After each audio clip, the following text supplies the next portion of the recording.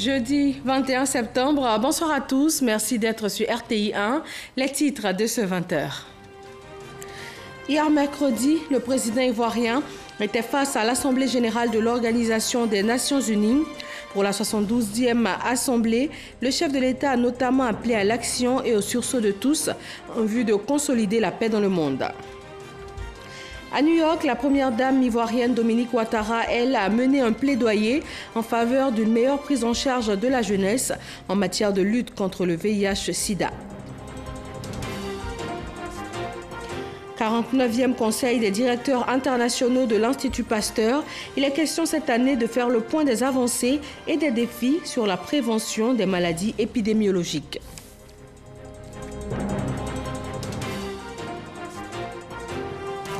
L'opération de sécurisation Épervier 3 a été lancée ce matin. 1500 éléments des forces de sécurité sont mobilisés en vue de sécuriser cette période de rentrée des classes.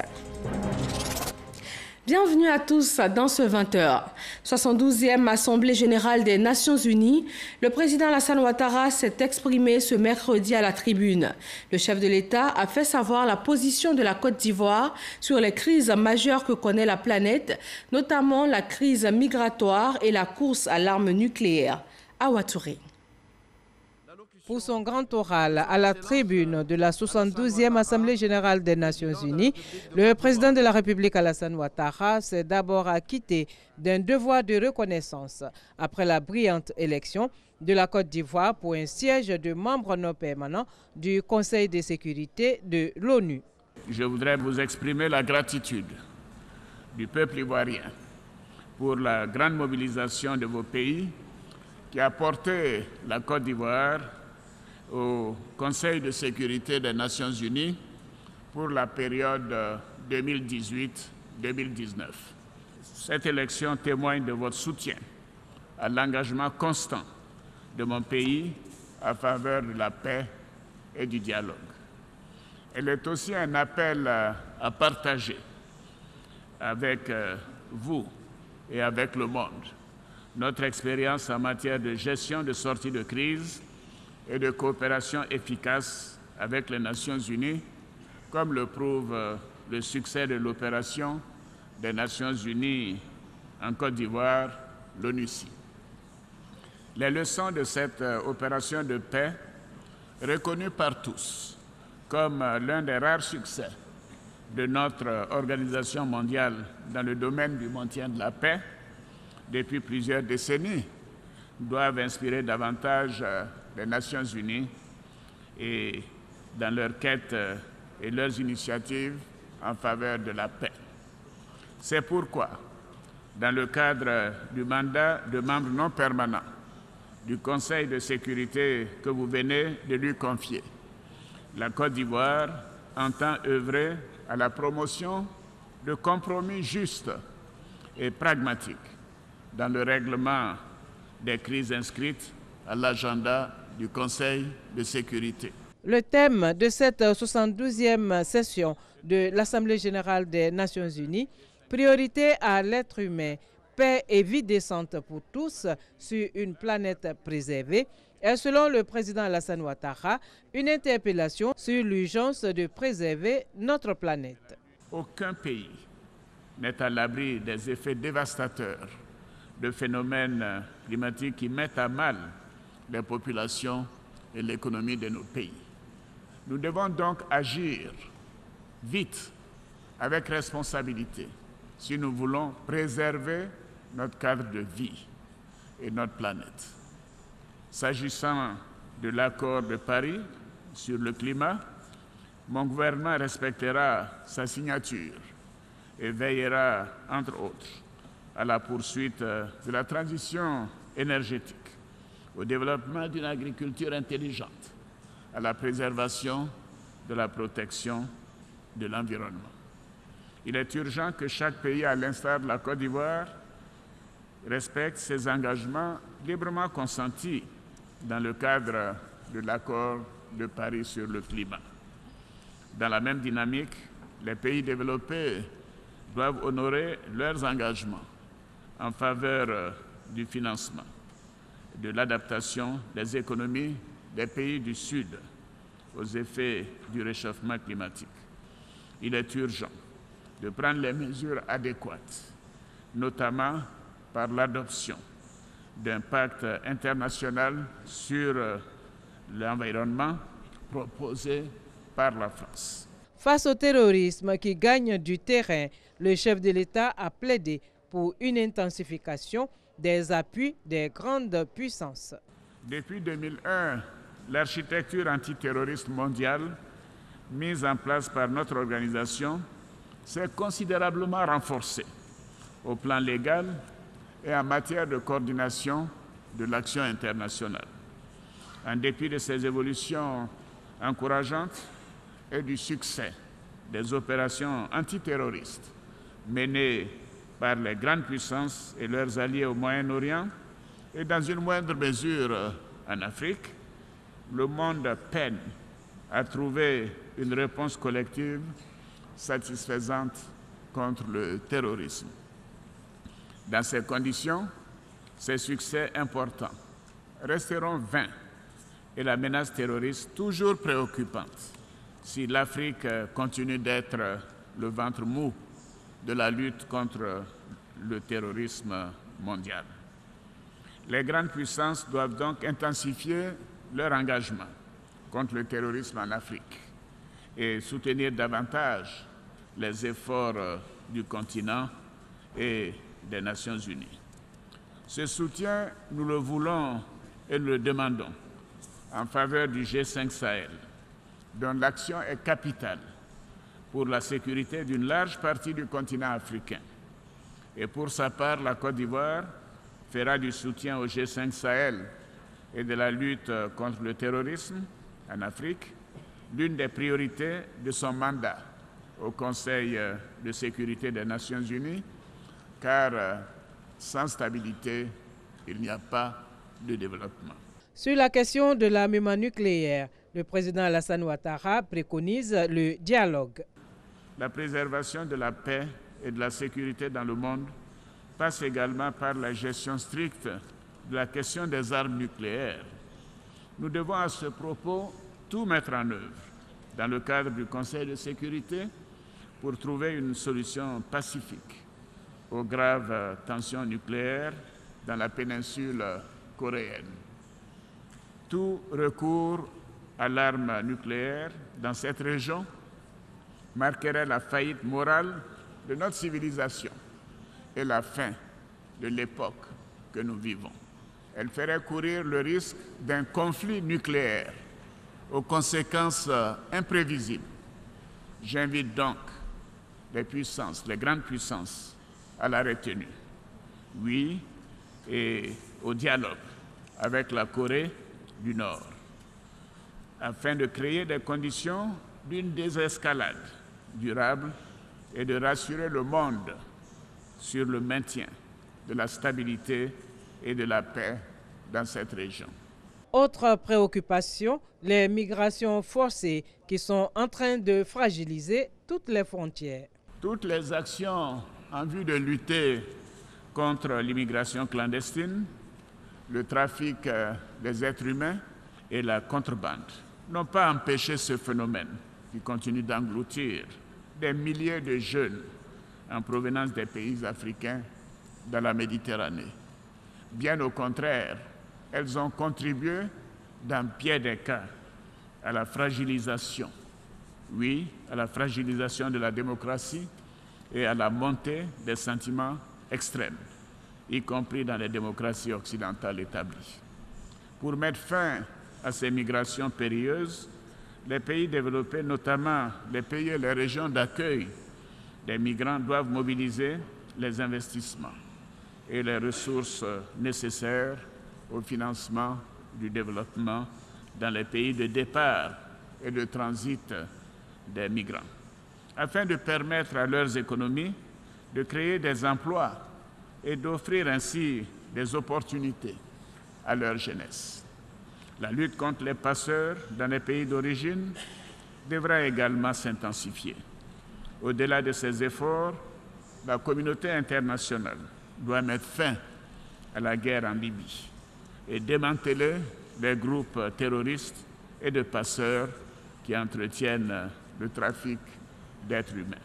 Le président de la République, Alassane Ouattara, a par ailleurs lancé un appel pressant à tous les États afin que la mobilisation autour des ODD ne faiblisse pas. Les objectifs du développement durable qui constituent aujourd'hui la voie idéale pour un développement harmonieux. En marge de cette Assemblée générale des Nations unies, l'Organisation des Premières Dames d'Afrique contre le VIH-Sida a tenu une réunion de haut niveau. La Première Dame ivoirienne a mené un plaidoyer en faveur d'une meilleure prise en charge de la jeunesse. Awa Touré. Les Premières Dames d'Afrique, fermement engagées dans la lutte contre le VIH-Sida, notamment chez les jeunes, se sont retrouvées à New York pour mener la réflexion. Réflexion autour de deux panels, à savoir la mise en œuvre de la feuille de route de l'Union africaine pour tirer parti du dividende démographique en Afrique à travers des services de santé adaptés aux jeunes et la mise en œuvre de la feuille de route de l'Union africaine pour exploiter le dividende démographique en vue de mettre fin au VIH-Sida d'ici à 2030. La Première Dame de Côte d'Ivoire, Mme Dominique Ouattara, dans sa communication sur ce dernier thème, a donné sa vision en 5 propositions pour éradiquer le VIH-Sida chez les jeunes. Premièrement, en intensifiant l'offre de services de prévention, ciblant les jeunes et les adolescents à travers une communication accrue sur le changement de comportement orienté vers cette tranche d'âge. Le succès de cette démarche inclut l'utilisation des nouvelles technologies, de l'information et de la communication afin de toucher les jeunes là où ils se trouvent via Internet et les réseaux sociaux.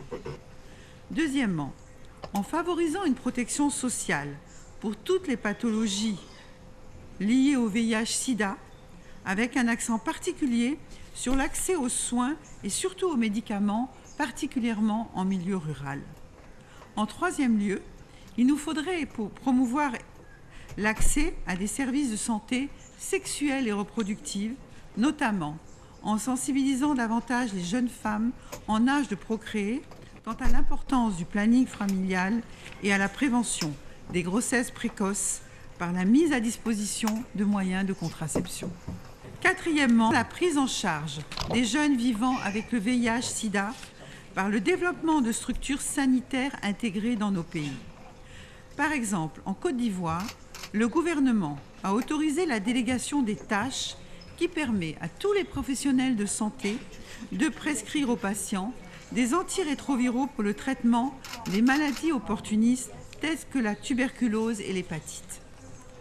Enfin, nos efforts doivent également porter sur l'élimination des violences basées sur le genre, avec un accent particulier sur le traitement des fistules obstétricales qui représentent un réel problème de santé publique dans beaucoup de nos pays.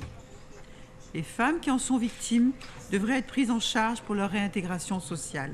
Les Premières Dames d'Afrique, dans le communiqué final de cette réunion de haut niveau, ont réitéré la nécessité de tirer parti du dividende démographique en Afrique en raison de la forte proportion de jeunes et de continuer à mobiliser les investissements publics et privés. Cette rencontre a également enregistré la présence des Premières Dames de la Guyane, d'Haïti, du Honduras et de Panama.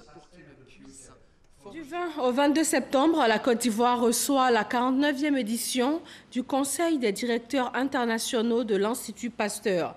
Il est question de faire le point des avancées et aussi des défis sur la prévention des maladies épidémiologiques. Astou Touré. 33 directeurs venus de 26 pays du monde se sont donné rendez-vous sur les bords de la lagune ébriée. Une rencontre qui se situe dans le cadre du 49e Conseil des directeurs du réseau international des Instituts Pasteur. Une première sur le continent africain. Nous allons faire le point sur certaines épidémies comme la fièvre jaune, comme un certain nombre de maladies émergentes. Et puis nous avons des sessions, je dirais, plus d'organisation à nouveau. Comment coordonner nos efforts entre les différents instituts Pasteur en Afrique, mais également avec ceux qui sont en Asie, en Europe, en Amérique du Sud. Créé en 1972, l'Institut Pasteur de Côte d'Ivoire a pour mission, entre autres, de mener des activités de recherche, prévenir les épidémies et contrôler les maladies épidémiques émergentes et réémergentes. Au fil des années, l'Institut a réussi à se positionner au premier rang dans la sous-région. Les autorités politiques et administratives ont effectivement compris les enjeux d'avoir une technologie de pointe, n'est-ce pas, à l'Institut Pasteur, pour pouvoir anticiper les épidémies, pour pouvoir accompagner lorsqu'il y en a une épidémie. Et vous l'avez bien vu dans le cas de l'épidémie à Ebola. Nous avons eu des cas suspects. Tous ces cas suspects ont été négatifs. Ils ont été analysés par l'Institut Pasteur. Avec près de 20 centres nationaux de référence des maladies, l'Institut Pasteur de Côte d'Ivoire appuie les programmes nationaux de santé du ministère de la Santé. L'État de Côte d'Ivoire, en dépit de la conjoncture économique difficile, a consenti un effort de plusieurs milliards de nos francs dans les infrastructures et dans les équipements de pointe pour l'Institut Pasteur. Vous avez la biobanque qui a une capacité de plus de 3 millions de prélèvements en azote liquide. Et cette biobanque est la deuxième en Afrique après celle de l'Afrique du Sud. Ces 3 jours de travaux permettront aux pays membres du réseau de faire des bons qualitatifs dans le domaine de la santé. Les réunions de 96e session du Conseil international du cacao, ICCO, se tiennent ici à Abidjan. Ce jeudi, les délégations accréditées des 44 pays membres de l'ICCO et la Commission de l'Union économique planchent sur la remontée des cours du cacao. Jean-Jacques Kwame. Pour relever les cours du cacao en chute de 40% depuis le début de l'année 2017, les pays producteurs ont relevé 5 points au cours de ce panel de haut niveau, panel qui a réuni pays producteurs du cacao, Union européenne, les représentants des industries du cacao et du chocolat et la société civile. Il s'agit de la révision de l'accord international du cacao, la non-maîtrise du mécanisme de fixation des prix, le manque d'informations statistiques fiables autour de l'économie cacaoyère, renforcer la qualité de la production du cacao et enfin accroître la consommation des produits du cacao. Tout le monde reconnaît que seuls les Occidentaux et les Américains consomment le cacao. Or, nous en produisons en abondance. Il suffit que chacun de nous en Côte d'Ivoire et dans les pays producteurs en consomme ne serait-ce que 1 kilo l'année que nous aurions pu absorber. Il y a également les marchés émergents qui existent comme la Chine-laine qui ne sont pas exploités. Donc, nous avons décidé de développer ensemble des politiques innovantes de consommation du cacao. Le représentant de l'Union économique a salué les recommandations des pays producteurs. Il a annoncé l'appui de son organisation dans cette crise de la baisse des cours du cacao. La problématique des cours du cacao préoccupe l'Organisation mondiale du cacao.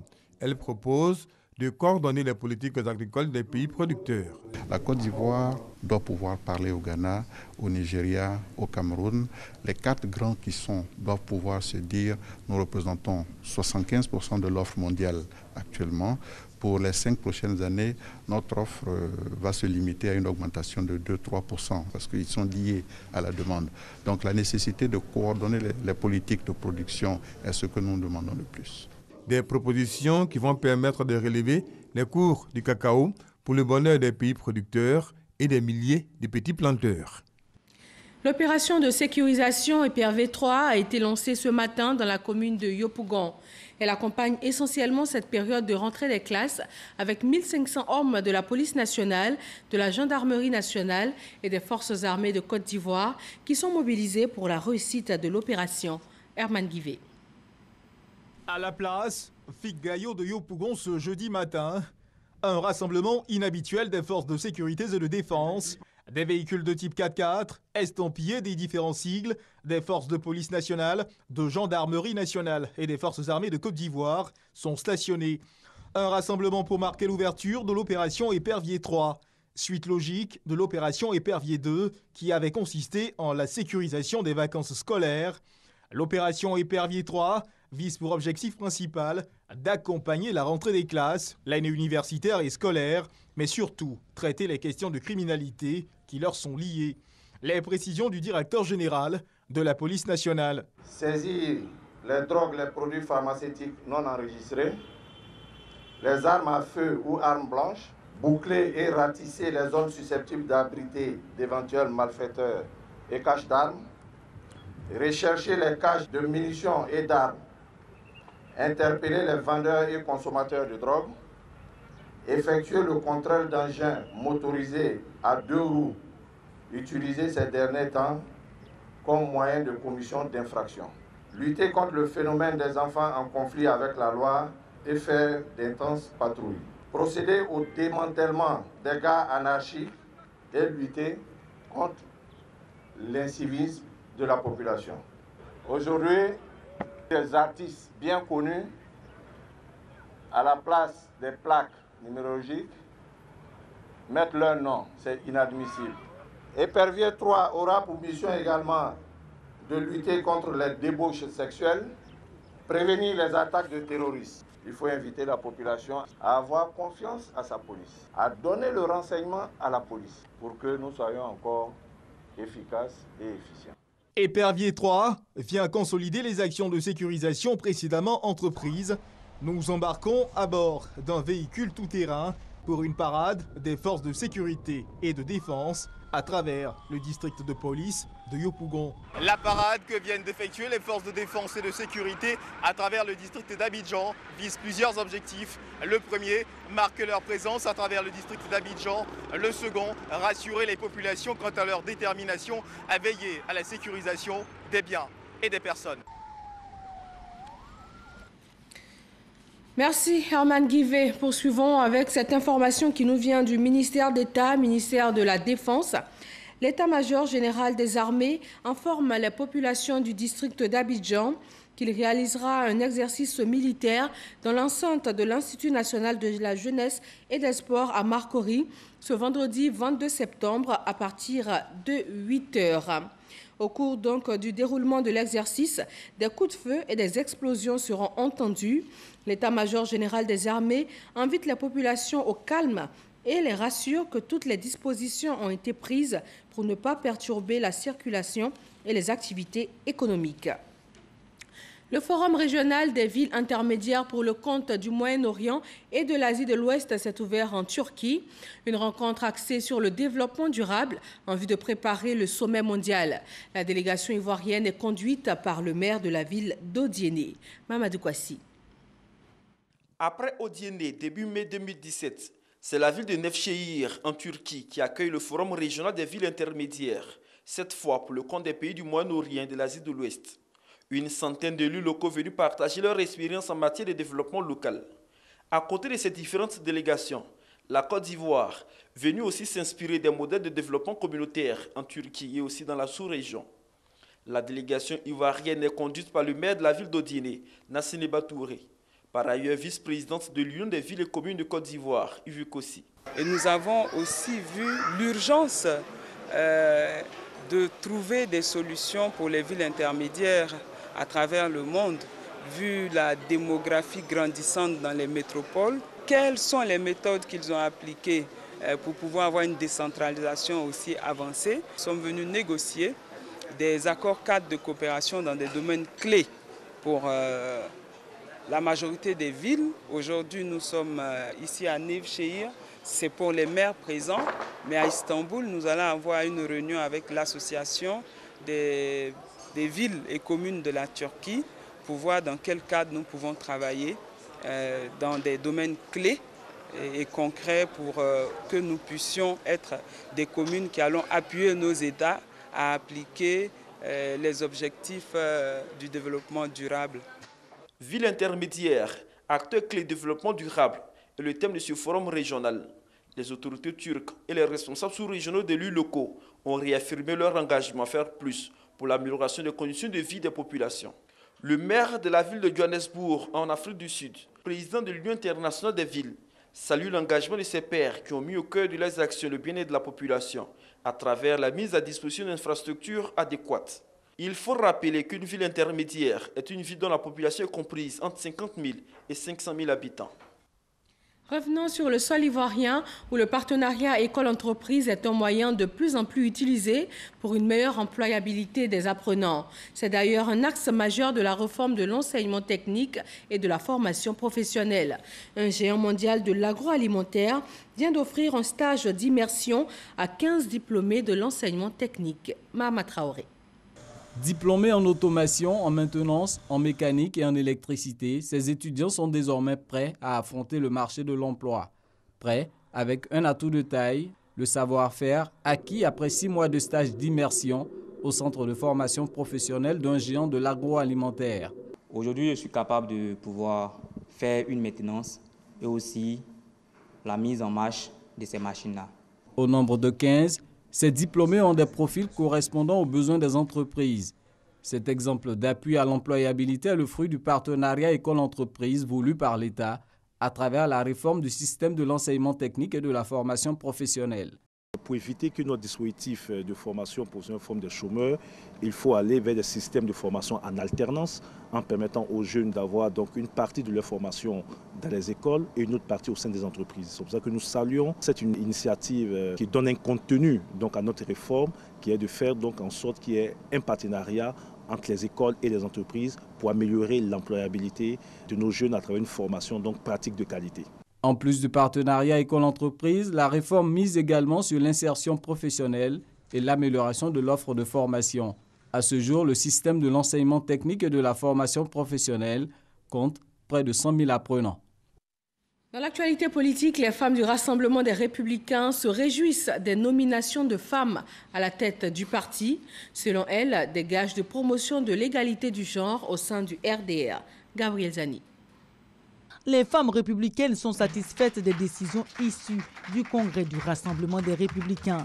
Plus particulièrement des nominations d'Henriette Dagri Diabaté, de Candia Camara et d'Anne-Désiré Oloto au poste clé de décision du Rassemblement des Républicains. Dans une déclaration faite ce jeudi, les femmes républicaines témoignent leur reconnaissance à Alassane Ouattara, président d'honneur du parti. Constatant que le président Alassane Ouattara a réussi avec brio à respecter la parité dans la mise en place de la nouvelle équipe dirigeante du parti, nous, femmes républicaines, félicitons chaleureusement le président de la République, président d'honneur de notre parti bien-aimé, le RDR, pour la nomination de ces personnalités féminines au poste clé de notre parti. Les femmes appellent la nouvelle équipe dirigeante à imiter la politique de la promotion des femmes au sein du RDR.